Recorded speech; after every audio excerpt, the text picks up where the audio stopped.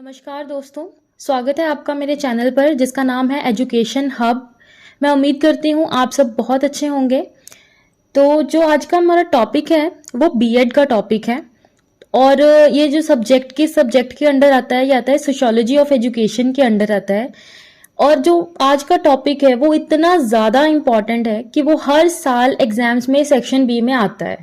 10 marks में, मतलब long question ये आता ही आता है। ठीक है, आप किसी भी यूनिवर्सिटी से चाहे कर रहे हैं, ठीक है, और ये क्वेश्चन जो है आता ही आता है। ठीक है, तो अगर आप मेरे चैनल पर आज पहली बार आए हैं तो मेरे चैनल को ज़रूर सब्सक्राइब कर ले, और अगर आपको मेरी वीडियो अच्छी लगे तो लाइक, शेयर और कमेंट ज़रूर करें। तो चलिए शुरू करते हैं। हमारा जो टॉपिक का नाम है वो है education for 21st century, the 4 pillars of education. ठीक है, तो हम इसको वन बाय वन डिटेल में डिस्कस करेंगे। तो चलिए शुरू करते हैं। तो एजुकेशन को प्रमोट करने में, ठीक है, उसको डेवलप करने में या फ्यूचर ऑफ एजुकेशन को और ज़्यादा इम्प्रूव करने के लिए जो है UNESCO, जिसकी फुल फॉर्म है United Nations educational, scientific and cultural organisation, ठीक है, इन्होंने बहुत ज़्यादा इंपॉर्टेंट रोल जो है वो प्ले किया है। 1993 में उन्होंने एक जर्नल कॉन्फ्रेंस की थी जिसमें उन्होंने एक कमीशन इस्टेब्लिश करी थी। वो कमीशन इस्टेब्लिश करी थी for the education for 21st century. ठीक है, उन्होंने इसमें एक रिपोर्ट तैयार करने को उन्हें बोला था, जिससे कि जो भी हमारी एजुकेशन की सिचुएशंस है 21st सेंचुरी में उसको कैसे इम्प्रूव किया जा सकता है। ठीक है, तो जैक्विस डेलॉर थे जो फ्रांस के थे, वो इस कमीशन के चेयरमैन थे। इस कमीशन में टोटल 15 मेंबर्स थे, ठीक है, जो कि वर्ल्ड के अलग अलग एरियाज से थे, ठीक है, अलग अलग कल्चर से रिलेटेड थे, अलग अलग प्रोफेशन से रिलेटेड थे। ठीक है, उनमें से एक डॉक्टर करण सिंह जो कि इंडिया से थे, ठीक है, वो मिनिस्टर ऑफ एजुकेशन रह चुके थे और उन्होंने बहुत सारी जो है बुक्स लिखी थी, ठीक है, और वो भी इस कमीशन क्या थे, मेंबर थे। और ये कमीशन कब अपॉइंट करी गई थी? इन 1933 में। तो उन्होंने 3 साल तक बहुत ज्यादा, सभी ने मिलके 15 मेंबर्स थे और जो इसके चेयरमैन थे जैक्विस डेलॉर, इन्होंने बहुत ज्यादा क्या किया, रिसर्च किया। 3 साल इसलिए लगे क्योंकि बहुत ज्यादा एजुकेशनल सिचुएशंस थी, डाइवर्सिटी के अकॉर्डिंग, अलग अलग जगह पे अलग अलग सिचुएशंस के अकॉर्डिंग एजुकेशन पैटर्न्स अलग अलग थे, बहुत सारा रिसर्च मटेरियल था जिसको पढ़ना देखना बहुत जरूरी था। ठीक है, तो इसलिए इसको रिपोर्ट को तैयार करने में 3 साल लगे थे और इस रिपोर्ट का नाम था learning the treasure with in, और ये इशू कब हुई थी? आफ्टर 3 years 1996 में। अब इसमें 2 की कॉन्सेप्ट थे। सबसे पहले था लर्निंग थ्रू आउट लाइफ, दूसरा था 4 पिलर्स ऑफ एजुकेशन। तो जो 4 पिलर्स हैं वो कौन कौन से हैं? देखिए सामने आपको पिक्चर दिख रही है। First is learning to know, second is learning to do, third is learning to be and fourth is learning to live together. अब one by one in detail हम सबको डिस्कस करेंगे। तो चलिए, first one is learning to know. Learning to know जो है, इसमें learning to no में मतलब कैसे लर्न किया जाए, हाउ टू लर्न, इस चीज के बारे में इसमें डिस्कस किया गया है। ठीक है, इसमें क्या है कि ये बताता है कि किस तरीके से लर्निंग की जाए ताकि कंसंट्रेशन, मेमोरी स्किल्स और क्रिटिकल थिंकिंग को इम्प्रूव किया जा सके, एनहांस किया जा सके। इसके कुछ लर्निंग टूल्स हैं, वो टूल्स हैं numeracy, literacy and life skills. ठीक है, न्यूमरेसी मीन्स मैथमेटिक्स की नॉलेज हो गई, लिटरेसी मीन्स राइटिंग, रीडिंग, ठीक है, लैंग्वेजेस की हो गई, और लाइफ स्किल मीन्स लाइफ को जीने के लिए जो जो स्किल्स की जरूरत है डेली लाइफ में, हमें जिसको फेस करना पड़ता है, वो स्किल्स को इम्प्रूव करना। ठीक है, तो ये सारी जो है टूल्स आते हैं। ठीक है, इसके मेन की कंपोनेंट्स कौन से थे लर्निंग टू नो के? कंसंट्रेशन को इम्प्रूव करना। ठीक है, कंसंट्रेशन को क्या करना है? इम्प्रूव करना है। ठीक है, जिसके लिए अलग अलग जो है मेथड्स जो है या फॉर्मेट जो कि यूज किए जाते हैं। ठीक है, ताकि हमारी लर्निंग स्किल्स जो है, कंसंट्रेशन स्किल्स जो है, एनहांस हो सके। सेकंड है मेमोरी स्किल्स। मेमोरी स्किल्स में हमारी आती है लर्निंग बाय हार्ट और दूसरी आती है मेमोराइजेशन। ठीक है, कि अच्छी तरीके से उसको देखो, पढ़ो, समझो, देन उसको लर्न करो। ठीक है, और थिंकिंग में है कि अपनी प्रैक्टिकल थिंकिंग या जो प्रॉब्लम सॉल्विंग थिंकिंग है उसको क्या करना है, इम्प्रूव करना है, ठीक है, और ज्यादा अच्छा बनाना है, ठीक है। अब जो लर्निंग टू नो है इसका फोकस दो चीजों पे था, ठीक है। वो कौन कौन सा था? First is basic education and second is particular education. अब बेसिक एजुकेशन जो है उसका क्या मतलब है? बेसिक एजुकेशन वो एजुकेशन है related to all the fields, ठीक है। मतलब जनरल एजुकेशन, जो भी आप नर्सरी या फर्स्ट से 10th तक जो भी बच्चों को जनरल एजुकेशन दे रहे हो, जो बच्चों के लिए जरूरी है, ठीक है, वो सारी नॉलेज बच्चों को जो है प्रोवाइड करनी। पर्टिकुलर एजुकेशन का मतलब क्या है? पर्टिकुलर मतलब स्पेशलाइज्ड हो जाती है। मींस जैसे अब 10th के बाद +2 में क्या लेना है, आर्ट्स, कॉमर्स, साइंस, ठीक है, और या मेडिकल लेना है, ठीक है। उसके बाद अगर देखा जाए, अगर हम इसको और ज्यादा स्पेसिफाई कर दें, जैसे अगर कोई बच्चा ग्रेजुएशन करना चाहता है, ठीक है, तो वो ग्रेजुएशन में क्या करे? बीए करे, बीएससी करे, बीकॉम करे, ठीक है, या बीबीए करे, बीटेक करे, जो मतलब कि अलग अलग स्पेशलाइज्ड स्किल्स के अकॉर्डिंग वो क्या कर सकते हैं। लर्निंग टू डू में हमारी दो मेन चीजें हैं, learning to deal with situations and team work. Learning to deal with situation क्या है कि अब हमारी लाइफ में जो अलग अलग सिचुएशंस होती हैं, ठीक है, अब उसको किस तरीके से हमने डील करना है, अलग अलग सिचुएशंस में किस तरीके से हमने रिएक्ट करना है, ठीक है, कैसे डिसीजन मेकिंग करनी है, ठीक है, रियल लाइफ सिचुएशंस के साथ डील करना, वो चीजें सीखते हैं हम किसमें? लर्निंग टू डू में।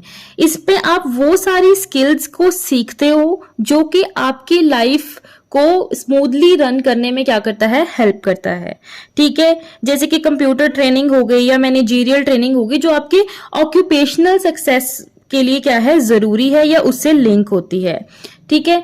दूसरा आता है टीम वर्क, ठीक है। अगर आप सबके साथ मिलके काम करते हो तो आप वैसे ही सोशलाइज हो जाते हो, ठीक है। सबके साथ मिलके काम करने से, ठीक है, अलग अलग जो है हमारे अंदर क्वालिटीज आ जाती हैं, ठीक है। हम पहली बात तो सारी चीजें जब मिलके करते हैं, किस चीज को प्रैक्टिकली करते हैं, तो वो हमारे दिमाग में ज्यादा टाइम तक रहता है, ठीक है, और हम उसको अच्छे से समझ पाते हैं, ठीक है। तो क्या क्या आउटकम होगी इसकी?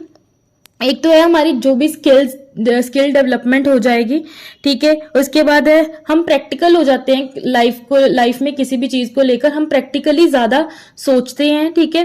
डेवलपमेंट ऑफ पर्सनल क्वालिटीज, जो पर्सनल क्वालिटीज होती हैं वो भी डेवलप होती हैं, लाइफ स्किल डेवलप होती हैं, ठीक है। एप्टीट्यूड, ये एटीट्यूड, ये सारा कुछ क्या होता है? हमारा डेवलप होता है लर्निंग टू डू में, ठीक है। अब जो हमारी जो लर्निंग टू डू है, इस पे हमें दो चीजों की जरूरत पड़ती है, ठीक है, certified skills and personal competencies, ठीक है। सर्टिफाइड स्किल्स कौन सी होती हैं? ठीक है, ये कोई भी टेक्निकल या वोकेशनल कोर्सेज हो सकते हैं, ठीक है, या फिर कोई स्पेशलाइज्ड एजुकेशन हो सकती है। और पर्सनल कॉम्पिटेंसीज जो हमारी लाइफ स्किल से रिलेटेड होती हैं, जैसे कि हमारा सोशल बिहेवियर क्या है, क्या हम रिस्क टेकर हैं या नहीं है, हमारी कम्युनिकेशन स्किल्स कैसी है, हमारी क्रिटिकल थिंकिंग कैसी है, हमारी प्रॉब्लम सॉल्विंग स्किल्स कैसी हैं, क्या हम अपनी सोशल रिस्पॉन्सिबिलिटीज को फुलफिल कर रहे हैं या नहीं कर रहे, क्या हमारे अंदर लीडरशिप क्वालिटीज या लीडरशिप स्किल्स हैं या नहीं है, ठीक है। तो लर्निंग बाय डूइंग हम तभी किसी चीज को प्रैक्टिकली कर सकते हैं जब हमारे पास ये दोनों चीजें होंगी, certified skills plus personal competencies, ठीक है। तो ये है हमारा लर्निंग। आता है हमारा learning to be. Learning to be जो है, इसमें क्या है, एक ऐसा प्रोसेस है जिसमें एक पर्सन की ओवरऑल डेवलपमेंट होती है। Overall development means from all the aspects, चाहे वो मेंटल एस्पेक्ट है, चाहे वो फिजिकल डेवलपमेंट है, चाहे इमोशनल है, इंटेलेक्चुअल है, मेंटल है, ठीक है, किसी भी तरह की डेवलपमेंट है, वो सारी डेवलपमेंट वो किस में आती है? लर्निंग टू बी में, ठीक है। लर्निंग टू बी में जो है एक पर्सन जो होता है, ठीक है, उसके अंदर एक थिंकिंग क्वालिटी आ जाती है, ठीक है, वो डिसाइड कर सकता है उसको क्या करना चाहिए और क्या नहीं करना चाहिए, और इंडिपेंडेंटली एक्ट करेगा वो, या किसी के कहने से उसके डिसीजंस के ऊपर कोई फर्क नहीं पड़ना चाहिए, जो उसको ठीक लगता है वो चीज करेगा, ठीक है। उसके बाद ये एक पर्सन की फिजिकल और मेंटल एबिलिटीज को भी एनहांस करता है, फिजिकली स्ट्रांग बनाता है, मेंटली शार्प बनाता है, ठीक है। दूसरा आता है हमारा next, social and communication skills आ जाती हैं, एस्थेटिक सेंस आ जाती है, मतलब किसी भी चीज को देखने का नजरिया उसका चेंज हो जाता है और ब्यूटीफुल हो जाता है, ठीक है। उसके बाद लीडरशिप क्वालिटीज भी इसके अंदर आ जाती हैं कि कैसे वो अगर ज्यादा लोग बैठे हुए हैं या ग्रुप में बैठे तो कैसे उसने सभी को लीड करना है, ठीक है। वो सारी क्वालिटीज भी एक पर्सन के अंदर यहाँ पे आ जाती है, किसमें, लर्निंग टू बी में। So learning to be is next है हमारी लर्निंग टू लिव टुगेदर, ये लास्ट पिलर है, ठीक है। इसमें क्या है कि लर्निंग टू लिव टुगेदर में जो है डेवलपमेंट होती है कौन सी स्किल्स की, सोशल स्किल्स की और वैल्यूज़ की, ठीक है। वो वैल्यूज़ या वो सोशल स्किल्स जो कि समाज में हमें एक दूसरे के साथ मिलकर शांतिपूर्वक रहना सिखाती हैं, ठीक है। एक दूसरे के लिए कंसर्न होना सिखाती है, एक दूसरे की रिस्पेक्ट करना सिखाती हैं। वो सारी जो स्किल्स है यहाँ पे क्या होती हैं, डेवलप होती हैं, ठीक है। ताकि हम अपनी जो भी डेली लाइफ है, चाहे वो स्कूल में है, फैमिली में है या कम्युनिटी सोसाइटी में है, वो हम अच्छी तरीके से रह सकें मिलजुल कर, ठीक है। किसी भी तरह का कोई भी जो है झगड़ा वगैरह ना करे किसी से, एक दूसरे की फीलिंग्स को समझें, ठीक है। यहाँ पे सोशल स्किल्स मैं जैसे यहाँ पे पहले ही बता दिया कि सोशल स्किल्स जो है हमारी क्या होती है, डेवलप होती हैं ताकि हम पीस एंड हार्मनी के साथ एक समाज में रह सके। और ये एक लाइफ लॉन्ग प्रोसेस होता है, ठीक है। समाज में रहने के लिए आपको ये स्किल्स आनी ही चाहिए, ठीक है। ये हमें एक बेटर पर्सन बनाता है सोसाइटी में रहने के लिए, ठीक है, ताकि सारे लोग मिलजुल के पीसफुली रह सकें। ये जो है लर्निंग टू लिव टुगेदर, ये बच्चों को प्राइमरी लेवल पे ही सिखाया जाता है, या फिर कह सकते हैं फ्रॉम अर्ली चाइल्डहुड से ही सिखाया जाता है, ताकि बच्चों में वो जो वैल्यूज़ हैं, ठीक है, वो उनके अंदर जो है बस जाएं, ठीक है। मतलब कि उनके अंदर आ जाएं, खुद ब खुद वो वैसे बिहेव करने लग जाएं, ठीक है। और उसके बाद ये बच्चों को हमेशा सिखाते रहना चाहिए ताकि वो जो है सोसाइटी में अच्छी तरीके से रह सकें। और ये क्या होता है, एक लाइफ लॉन्ग प्रोसेस होता है, ठीक है। उसके बाद है values to be developed among students, ठीक है। अब कौन कौन सी वैल्यूज जो है स्टूडेंट्स के अंदर होनी चाहिए, ठीक है। नॉन वायलेंस, ठीक है, कोऑपरेशन के साथ उनको रहना चाहिए, सेल्फलेस एटीट्यूड उनके अंदर होना चाहिए, ठीक है। उसके बाद है उनको एक्सेप्टेंस उनके अंदर होनी चाहिए, ठीक है, कि ऐसा नहीं है कि उनको किसी को जो है फील करवाना है भी, नहीं तू तो अलग है, ऐसा कुछ नहीं फील करवाना। उनके अंदर एक्सेप्टेंस की स्किल होनी चाहिए कि जो जैसा है उसको वैसे ही क्या करें, एक्सेप्ट करें, ठीक है। और कौन कौन सी स्किल्स चाहिए होती हैं लर्निंग टू लिव टुगेदर में, ठीक है। सबसे पहले सेल्फ कंट्रोल होना चाहिए, इमोशंस को हैंडल करना आना चाहिए, कोऑपरेशन के साथ रहना आना चाहिए, अच्छे रिलेशन बनाना, क्रिटिकल थिंकिंग को एनहांस करना, meditation, problem solving, decision making. तो लास्ट में कंक्लूजन जो है इसका, ठीक है, ये क्या है, जो डेलॉर कमीशन रिपोर्ट है, ठीक है, ये रिपोर्ट का नाम क्या था, learning the treasure with in, ठीक है। ये एक ऐसा मॉडल है जिसने पूरी लाइफ लॉन्ग लर्निंग को 4 पिलर्स में डिवाइड कर दिया है। और ये 4 पिलर्स हम अभी सारे पढ़ के आए हैं, देख के आए हैं, ठीक है।